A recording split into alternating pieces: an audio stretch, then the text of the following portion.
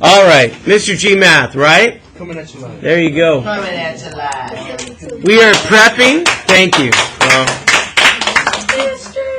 Right. Have to say it's well deserved. So, number one, let's prep for our final exams. Now, Unit 7. Shh. If you want to work at studying this and work with me, you'll be successful. So, let's do this together. First it says, shh, I'm not going to talk over you while I'm preparing for the test, and I hate that on my video I even have to mention that.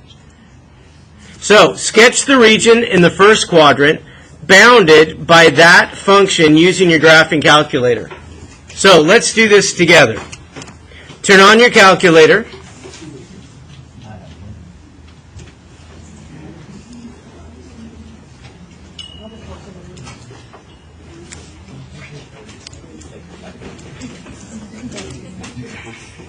We're going to graph, so that means that we're going to press the shaky calculator button if you like.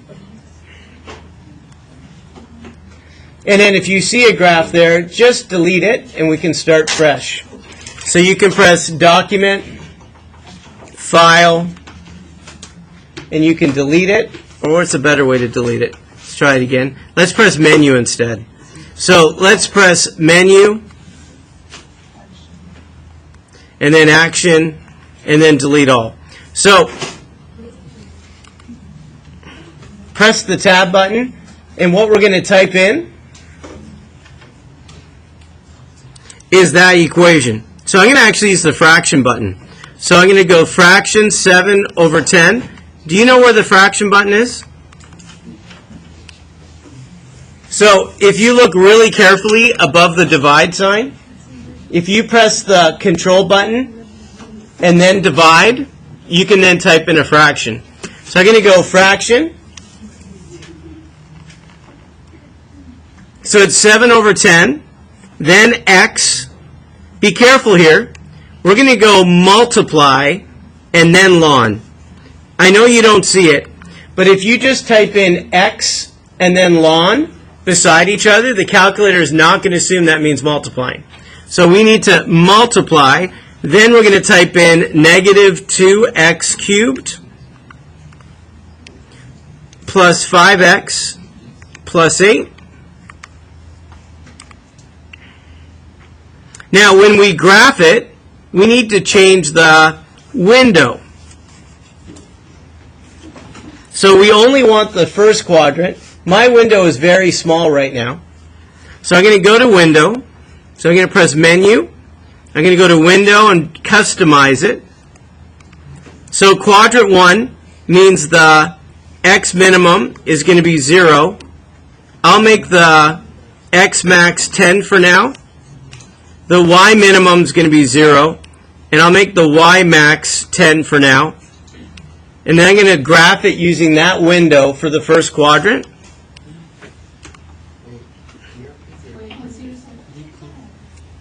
What happened? Do you want me to see the settings? I'm not going to leave it this way. I'm just telling you how I'm going to start. So if you press Menu, and then Window, and then number 1, I started with 0, 10, and 0, 10.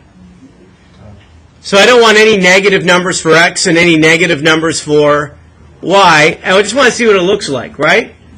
So when I do that, what I notice is, first of all, I can move this equation out. Remember how that hand pops up?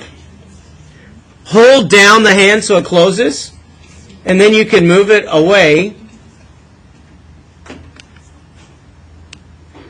Hold it down again, and then it's out of your way. Do you see the graph of what happens between 0 and 10? Between 0 and 10 is too big a window. Do you see that? So if it's 10, what do you think the y value goes up to? Can you see the tick marks? What should be my y maximum? What would be a good number to use? 5. Let's do that. And then for the x, it doesn't go all the way to 10. What would also be a good number there? 4 or 5? So let's go to Menu, go back to Window. Let's change it. And so I'm going to change this one to 5. You can change the other one to 5 or 4. Do you think you have a good picture of it?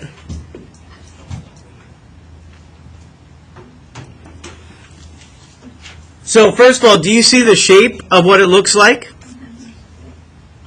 What would be important points to know on this graph if I'm going to sketch it? How about the local maximum? Do you know how to find the local maximum? I'm going to press Menu. I'm going to press Analyze. Which one do you think will help me find the maximum? And then, do you see the dotted line? We move the dotted line to the left, press Enter. We move it to the right, press Enter. And then it's going to tell me in that boundary what is the maximum. So what's the X value and what's the Y value? I'm just going to round. But it's about 1.6 and 2.3. That's going to help me. So here I'm back here at number 1 for the test prep. For number 1A, I just found the local maximum is at what point? 1.6 and 2.3. What else would be helpful? Do you know where the x-intercepts are? Can you see obviously off the graph that 0, 0 is an x-intercept? Could you find the other x-intercept? Where else does it touch the x-axis? What would be a good button to press again to find that? So I already did this, so I'm going to erase it. So I'm just going to delete that. I know at that point. Now I'm going to go Menu, Analyze. Which button will help me find the x-intercept? What's another word for x-intercept? So let's press 1. Let's move to the left again. And let's move to the right. What does it tell me the x-intercept is on the right? 2.05. Let's write that down. You know, using this calculator comes with practice, right? So you can practice with me. So I have 2.05 and 0. So could you sketch what that looks like? So honestly, the biggest y and the biggest x, I can actually just count to what number and feel pretty good about it. Is I'm just going to count to 2. And then what would the picture look like so I get the concavity right and so on? So I'm going to find 2.0, I'm going to find, 1.6 and 2.3. I know 0, 0, and I know pretty close to 2. And you can see what it does.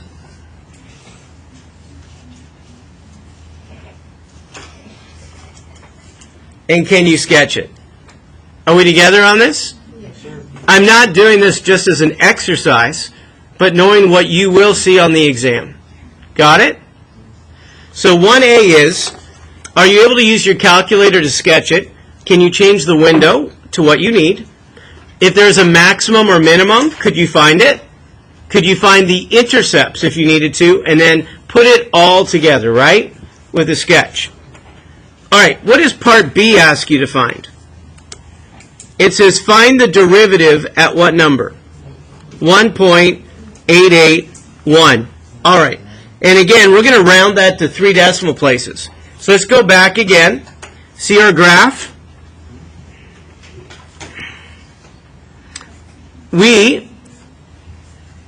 I'm going to erase this right here. We don't need the intercept anymore. Press Menu. Analyze. What button is going to help me find the derivative? dy by dz, number 6, right? And then it says at what position, and then what number would you type in? 1.881. Press Enter. And what's the derivative there? And you put negative 4.232.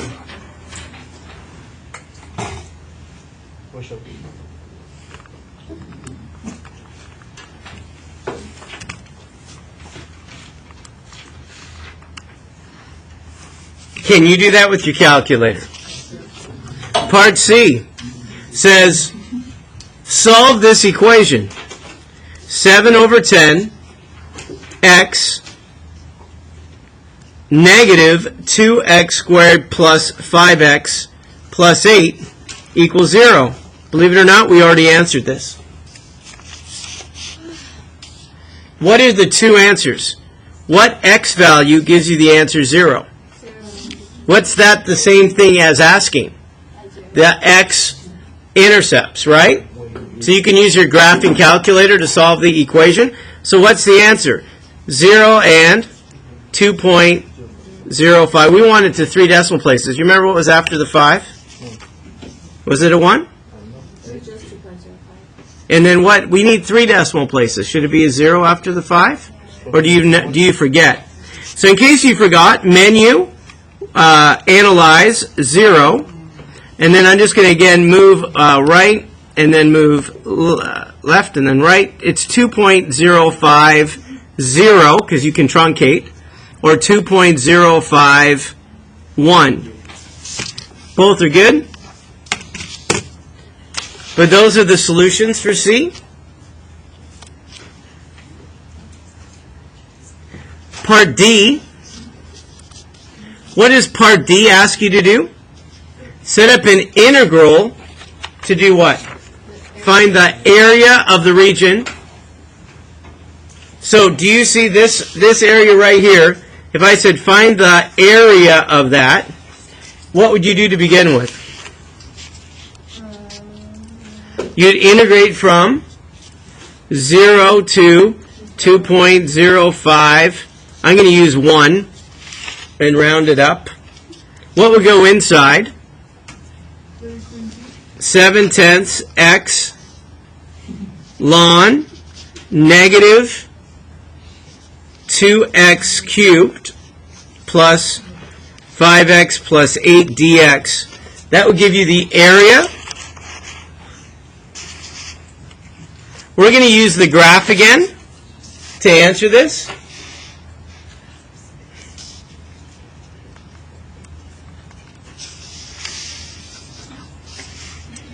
So I'm going to erase what I have here. So I don't need that anymore.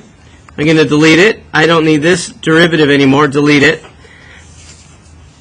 I'm going to press menu again. I'm going to press analyze. And then which button would I use for integration? 7. And I'll say, what's the lower bound? What's the lower number? 0. And then what's the upper bound? And you put 2.051. And then what would it give you for the integration? Notice how it's all shaded in. Do you see that? And what answer do they give you? 2.879?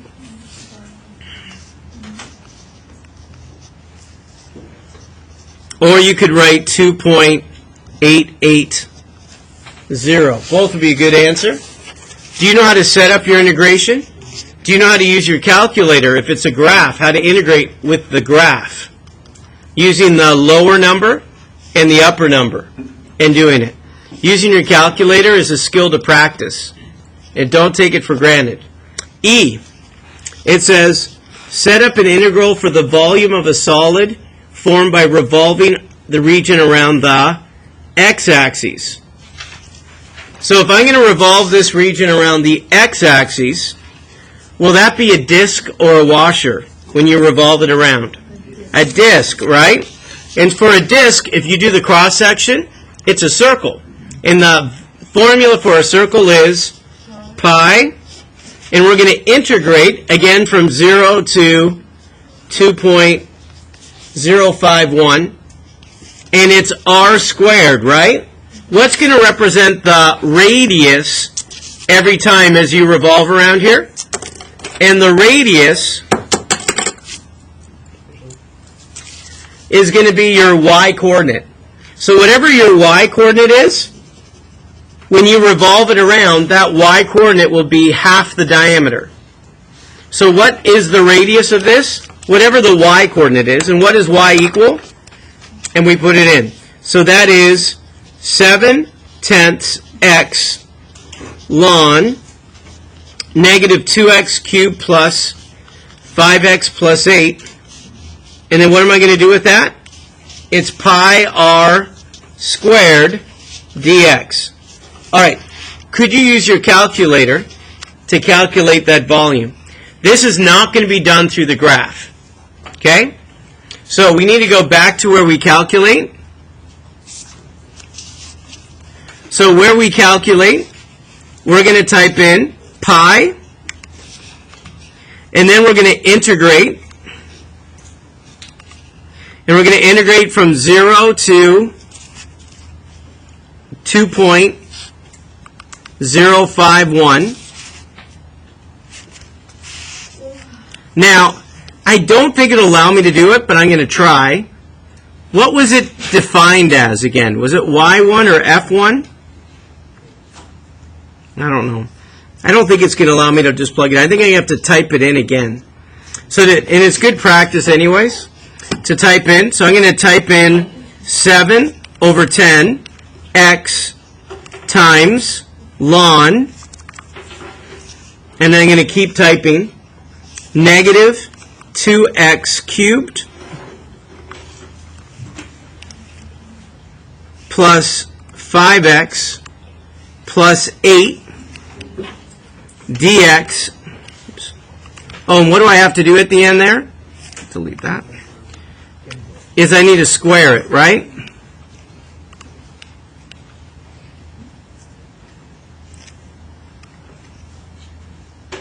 That's the wrong one. I need another parentheses then, unless it allows me to square it out here. No. So I'm going to put another parentheses here because I got to square the whole thing.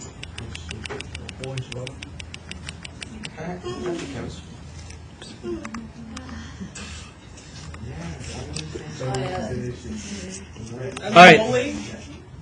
Pi r squared. Did you get 16.114? Or you could write 16.115.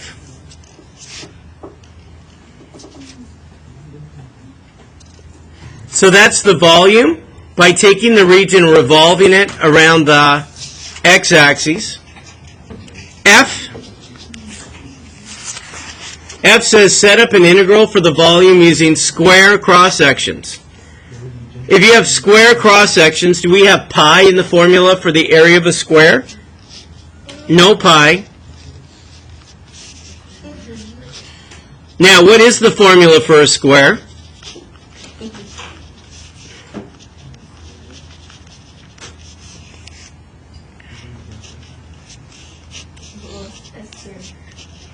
So it's whatever the side length is. Well, that radius from part E is the same as the side length of what the square would be. Now, do I need to retype all of this back into my calculator? No. So what's missing? What do I delete? And then I can get the answer, obviously, is pi. So let's go back. Now, to edit it, you actually have to go back. You highlight over it, press Enter, and then move the cursor all the way back to where pi is, and delete it. And then figure out what would the volume be with square cross sections. So with square cross sections, the volume would be 5.129.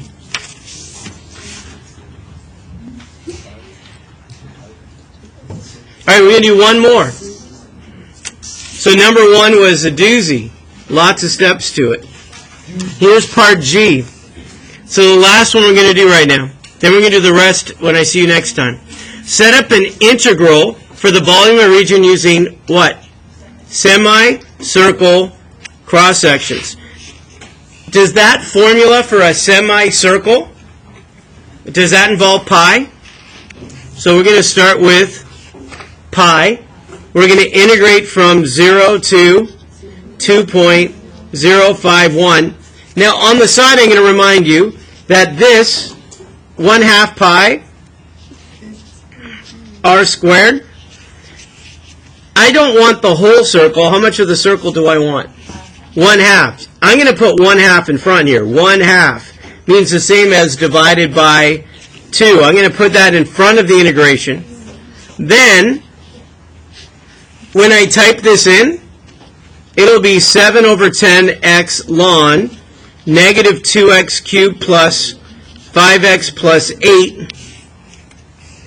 We're going to take all of that and divide it by 2. And the reason is that our black line there, this part is actually be the diameter for a semicircle, right? We don't want the diameter. So the y-coordinate is the diameter. So what do I have to do with the diameter? Is take it and divide it by 2 and then square it. So that represents the radius squared. Pi r squared, and take that answer and divide it by 2, and that's a semicircle. So the last thing we're going to do right now is type it in.